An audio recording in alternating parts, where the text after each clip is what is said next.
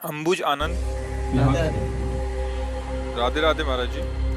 महाराज जी, कोई एक काम मैं लगातार नहीं कर पाता तथा मन शांत नहीं रहता। इस कारण से मेरा और परिवार का बहुत नुकसान हो जाता है। और समस्या भैया यह है कि मन, वीर और प्राण तीनों का एक कनेक्शन है, एक ही कनेक्शन है। अगर हमारा वीर ब्रह्मचर्य ठीक है तो मन शांत और एकाग्र रहेगा और प्राण बलवान और सूक्ष्म रहेगा।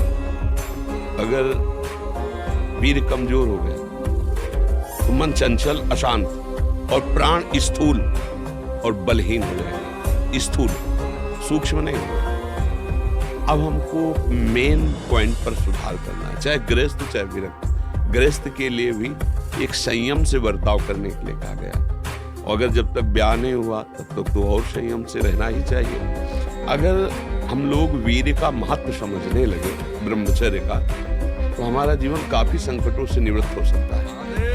अध्यात्म शक्ति वीर से ही प्रकट होती है। जब हम ब्रह्मचर्य से रहते हुए भजन करते हैं, मान लो गृहस्थी में भगवान कश्यप जी 10,000 वर्ष तक ब्रह्मचर्य रहे।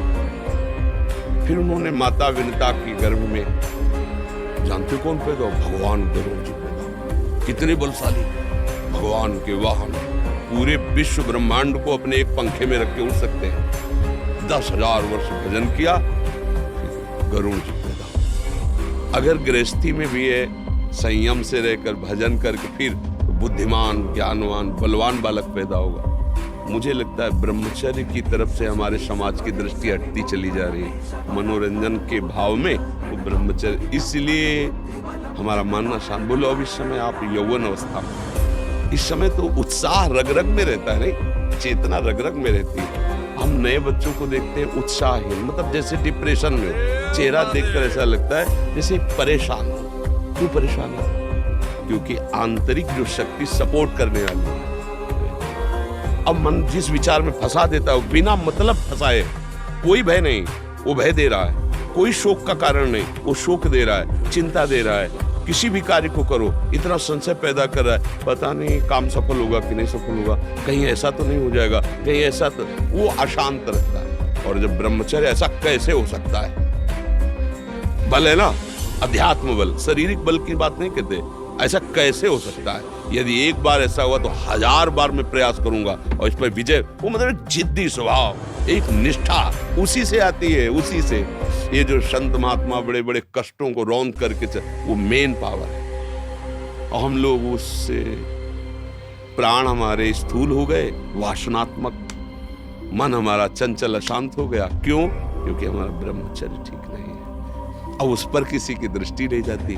अब ब्रह्मचर्य कैसे ठीक हो? हमारा संग ठीक नहीं, हमारा भोजन ठीक नहीं, हमारा दृश्य ठीक नहीं, हमारा श्रवण ठीक नहीं, गंदी बातें देखे, गंदी बातें सुने, गंदा विचार आए, गंदी क्रियाएं करें, फिर ब्रह्मचर्य कैसे रहा जा सकता है? अगर सुधार करो तो अभी बहुत बढ़िया समय है, कोई ज्यादा अवस्था तो हो नहीं गई। ब्रह्मचर्य का सुधार करो। हम सबसे कहते हैं व्यायाम, बिना शरीर को थकाए ब्रह्मचर्य को पचाया नहीं जा सकता। जैसे दंड बैठक, दौड़ भाग, व्यायाम किया, फिर आप भले गृहस्थ हो, फिर दिन भर कार्य करते रहो।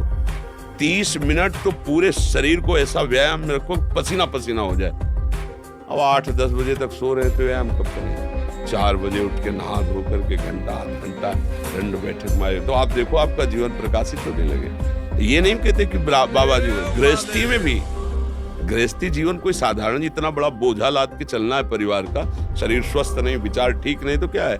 अभी कुछ दिनों ऐसे अगर आचरण ढीले रहे तो शरीर ऐसे भयानक कमजोरी से युक्त हो जाएगा कि आपको सब कहेंगे प्रमादी पड़ा रहता है, कुछ करता नहीं। समझ जाओ, ब्रह्मचर्य ही परम तप है, ब्रह्मचर्य ही परम धन है, ब्रह्मचर्य परम एकाग्रता है। एकाग्रता ब्रह्मचर्य से आती है। आंख मूंदो या खुली रखो, अगर ब्रह्मचर्य ठीक, एक शीतलता, एक गंभीरता, और जिधर दृष्टि लगा उधर एकदम चिपक जाएगी जाके। जैसे भजन में, नाम में, या आप संसारिक कार्य में बहुत अच्छा कार्य करोगे। अगर आपका ब्रह्मचर्य ठीक ना, तो जिधर बहुत अच्छा कार्य करोगे। शरीर में दम ही नहीं है, यंत्र का जमाना हो गया है।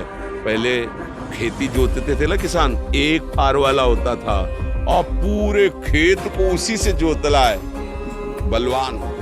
2 लीटर मठा और 8 रोटी पाए, बैल की जैसी ताकत। अगर बैल को नाथ पकड़ के रोक ले तो वो वही खड़ा हो जाए। और आज अब ट्रैक्टर से जोते हैं, कोई मेहनत तो लग रही है। तो ये शरीर का हम लोग बहुत बुरी तरह से पतन कर रहे हैं। बड़ा कीमती शरीर है, हाँ, इसमें बहुत चेतना की आवश्यकता है। संसार में रहते हुए भगवान का सत्य का मार्ग चयन करके हमें भगवत प्राप्ति करनी है। अरे कम से कम जितनी ऊंचाई पे आ गए उससे नीचे तो न जाए, सुअर कुत्ता तो न बनना पड़े। मनुष्य बन गए हैं तो ऊंचे चढ़े कि नीचे गिरे, पर ये ध्यान नहीं रहता। हम काम करने लगते हैं वही जहाँ नीचे गिरना है। अब दूसरे जीवों का मांस खाना, शराब पीना, जुआ खेलना, व्यभिचार, ये कहाँ ले जाएगा? एकदम नष्ट कर देगा। तो जवान बच्चे हो, सावधान रहो, खान पान ठीक रखो, सावधानी पूर्वक चलो, ठीक है।